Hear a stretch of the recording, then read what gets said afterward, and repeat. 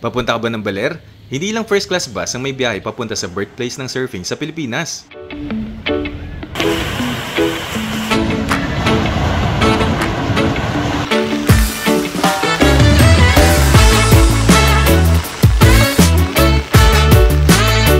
Tara, sama kalamin natin ng detalye ng regular aircon buses ng Genesis na nag-iisang bus company na go-offer ng biyaheng Manila-Baler. Nag-book ako online at Joy Bus sana ang sasakyan ko kaso nag-message ang bus company a day before na cancelled ang pinareserve kong 4:30 AM trip. Still, kudos sa Genesis at nag-message sila to inform ahead of time at nagbigay ng option ng ibang oras or full refund. Para sa mga bago sa channel, preferred ko ang 4:30 AM dahil sa mas maraming liwanag na sa biyahe para makita natin ang tanawin at bukod doon, may enough time para makaiwas sa rush hour sa Metro Manila. Tinawagan ko na lang yung number ng nag-text sa akin para itanong kung ano schedule ng regular aircon buses. Hi guys, ako si Renz at dumating ako sa terminal ng Genesis ng 4 AM kasi dito ang sakay ng bus going to Baler. Ayun, at nakita na nga agad natin ang ride natin for today's video, ang Golden Dragon Bus number 818834 ng Genesis. 2x2 seat configuration, air condition, at may ample legroom. Umalis ang bus sa terminal ng 4:09 AM with about 10 passengers. Ang schedule ng Genesis mula Cubao papuntang Baler ay 6 na beses araw-araw. Pause mo na lang at tingnan. Kapag ikaw naman ay paluwas ng Maynila, ang schedule nila ay 5 beses araw-araw. Please keep in mind na regular aircon bus itong sinakyan natin, so nagsasakay at babae ito ng pasahero along the way. Dahil hindi pa 5 AM, nakadaan pa ang bus ahead sa going to NLEX. And along EDSA, nagtunong na si yung konduktor ng destination at nagbigay ng corresponding na ticket. Ang pamasahe ng regular aircon bus mula Cubao papuntang Baler ay 645 pesos. Cash ang payment method at sa bus ka na magbabayad.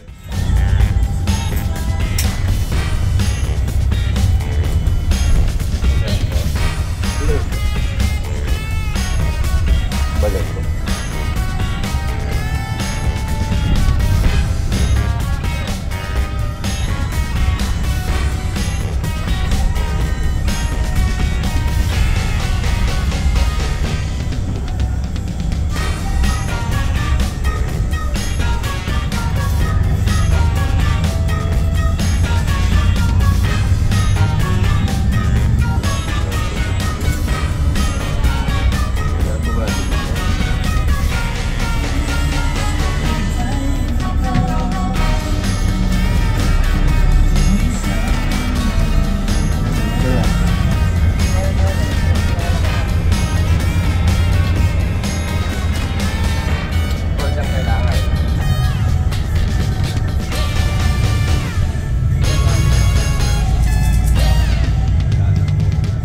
Victory Liner MAN Bus number 7131, Sampaloc Baguio route.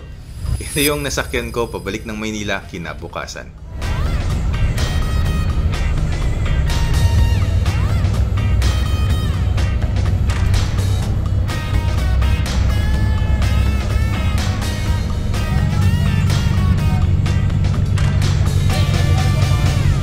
Nandito na tayo sa San Fernando, Pampanga. Sabi sa road sign, 2 kilometers away na lang tayo sa SCTEX.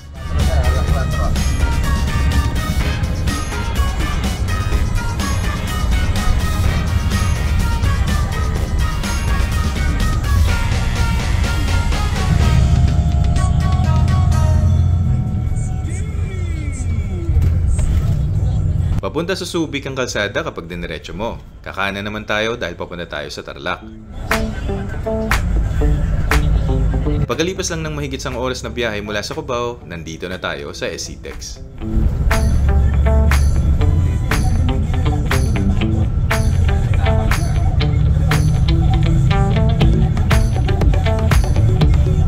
Sadly, along SCTEX may didiskrasyang truck sa bandang unahan. Hindi nga lang makita sa camera kahit zoom ko. Ano ba sir, Concepcion? Binigyan si Kuyang driver ng instruction ng employee ng expressway para makaiwas na sa build-up. Akala ko dadaan muna sa bayan ng Concepcion, Tarlac. Yun pala, dahil nakabalandra ang truck pagkalagpas lang naman ng exit ng Concepcion, So paglagpas ng toll plaza, binigyan ng space ang mga malalaking sasakyan na makapag U-turn tapos papasok na lang ulit ng SCTEX.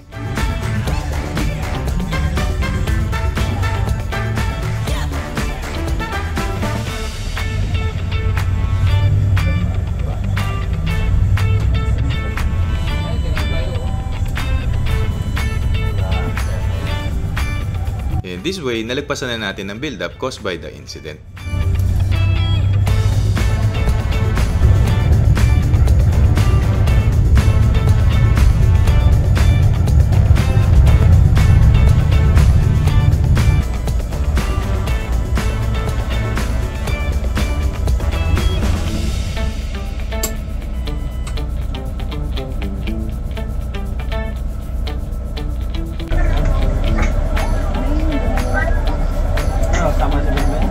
Sige, sama niyo na si kuya niyo.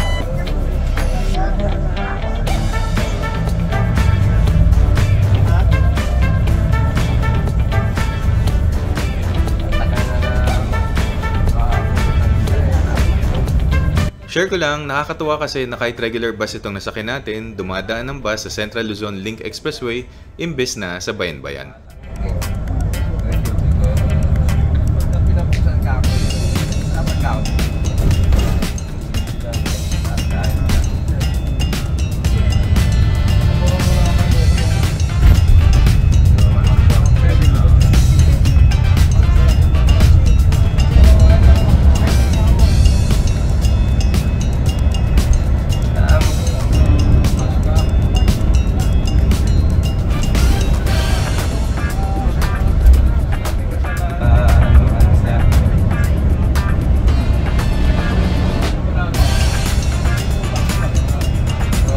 After a few minutes mula ng pagpasok natin sa SLEX, dito sa Aliaga mag-e-exit ang bus.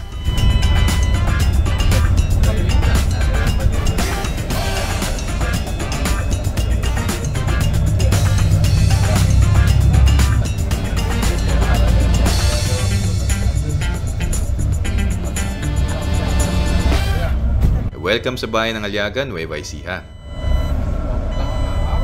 Kumana ng bus sa Gimba Aliaga Road para sa unang meal stop ng ating biyahe.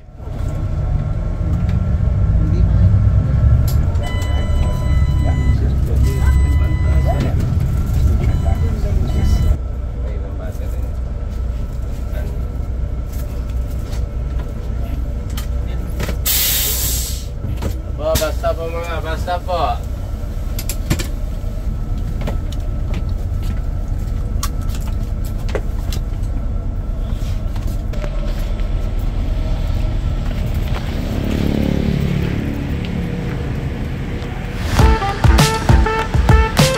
Ito ang itsura ng Travelers Food Hub located along Gimba Aliaga Road, malapit lang sa SLEX Interchange.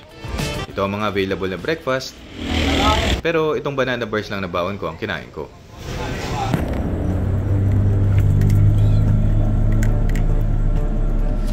Nagpatuloy ang bus sa biyahe after around 25 minutes.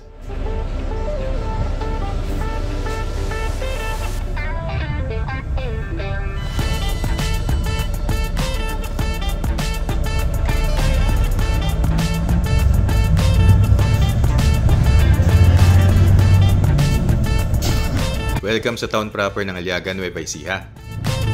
Pagdating sa dulo, kumaliwa ang bus sa Poblacion Road.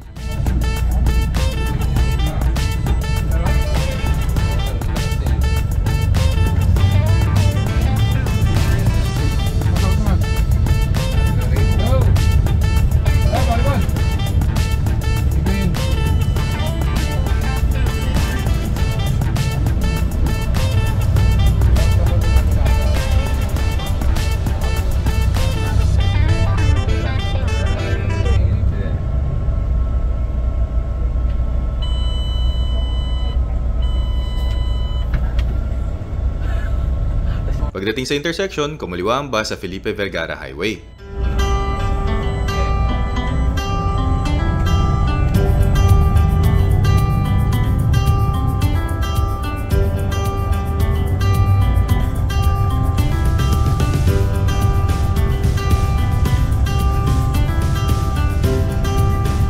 Welcome to Cabanatuan City, Nueva Ecija, pagkalipas ng almost 3 hours na biyahe mula sa Cubao.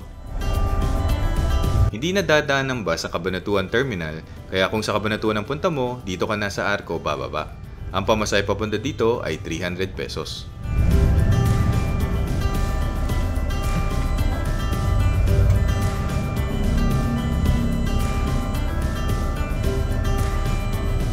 Welcome sa Talavera, Nueva Ecija. Nandito na tayo sa junction kung saan sa kaliwa, papunta sa kanilang town proper.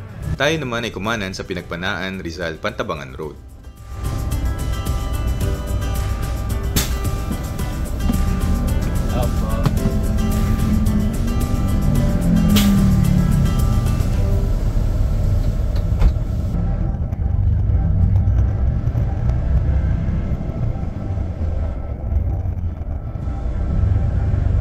Welcome to Lanera, Nueva Ecija. Ang kalsada sa kaliwa ang daan papunta sa kanilang town proper.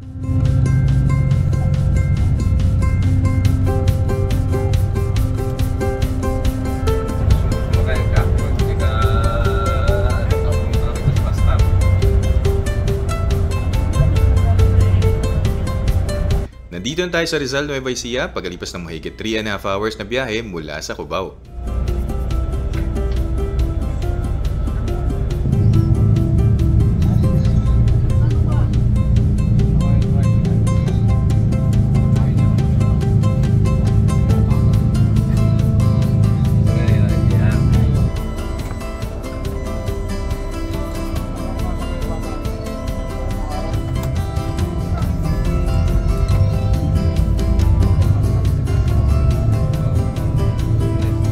Sabi sa road sign, 79 kilometers away pa tayo sa Baler.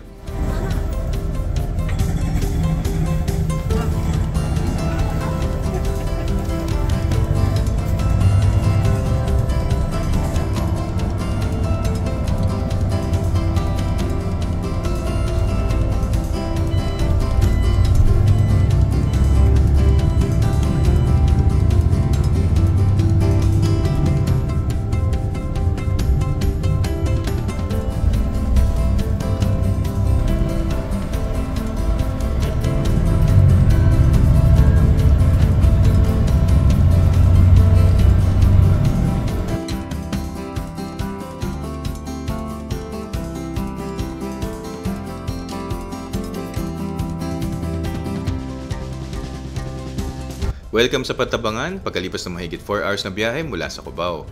Ito na ang muling bayan ng Nueva Ecija na madadaanan natin. Ang pamasahe papunta dito ay 418 pesos.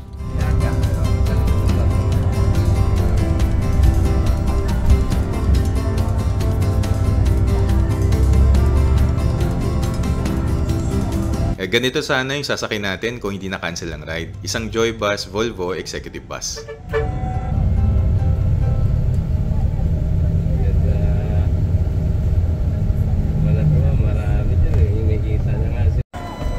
Few minutes pagkalagpas natin sa town proper ng Pantabangan, kumanan ng bus sa location na ito na walang pangalan sa Google Maps.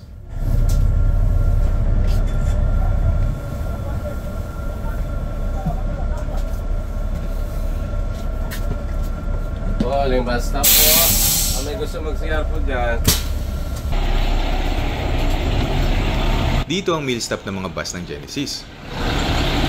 Kung napanood mo naman ang Baler Baguio na video, ang meal stop ng Joy Bus ay sa Cordillera Restaurant. Makakabili kang pasalubong dito at syempre makakapag-CR.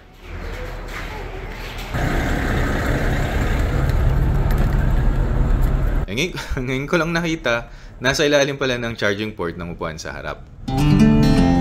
Habang naghihintay ng pag-alis, dumating si Aurora Bus Line Kinglong Bus number 17818 ng biyaheng Baler, Cabanatuan. Nagpatuloy na ang bus sa biyahe after 15 minutes sa meal stop.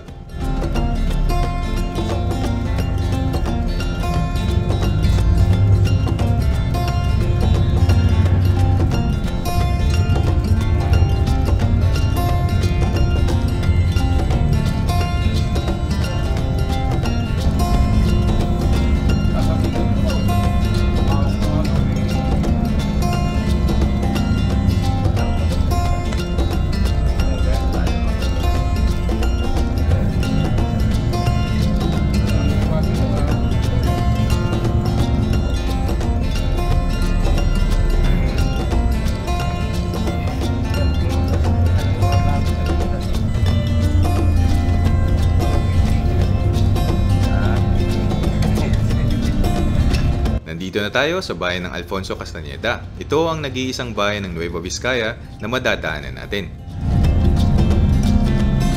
Nasabi sa road sign, 49 kilometers away pa tayo sa ating destination. Kumaliwa ang bus dito sa diversion road dahil bawal dumaan ng malalaking sasakyan sa tabi ng Canile River Reservoir.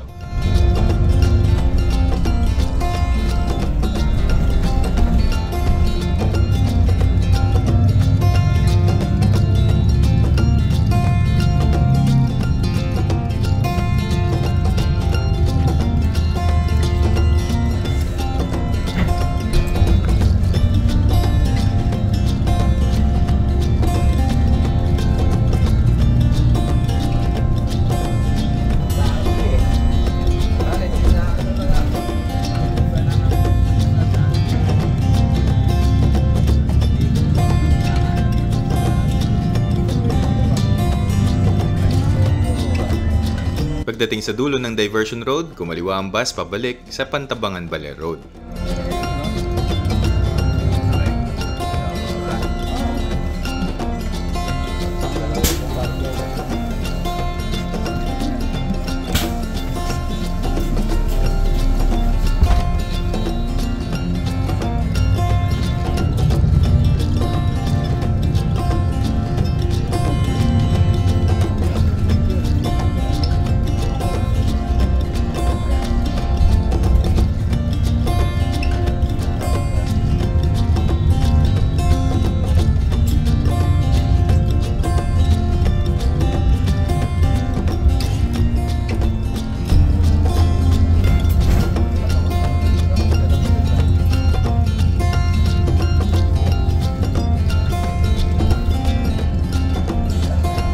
Welcome sa Aurora Province at Maria Aurora ang unang bayan na madadaan natin.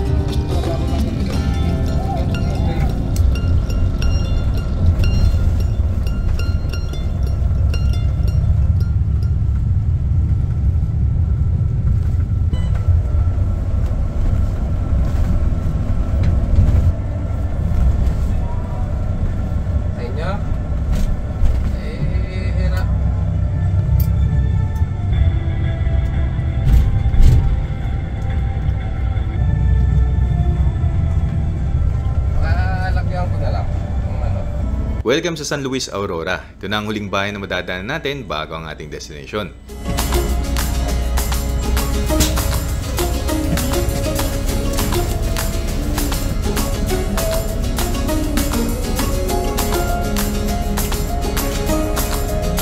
Nasabi sa road sign, 5 kilometers away na lang tayo sa Baler.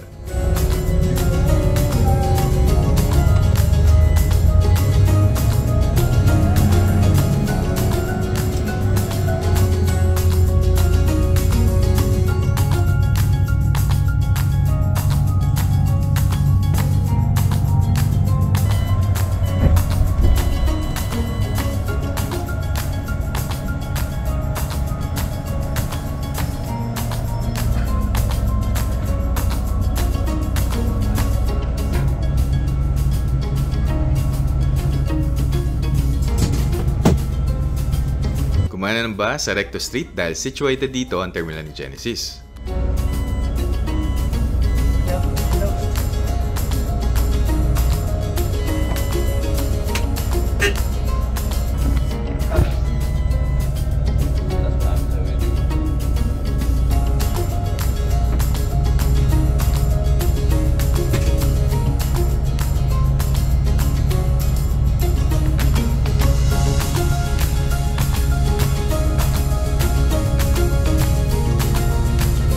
Finally, nandito na tayo sa terminal ng Genesis pagkalipas ng 6 hours and 31 minutes na biyahe mula sa Cubao.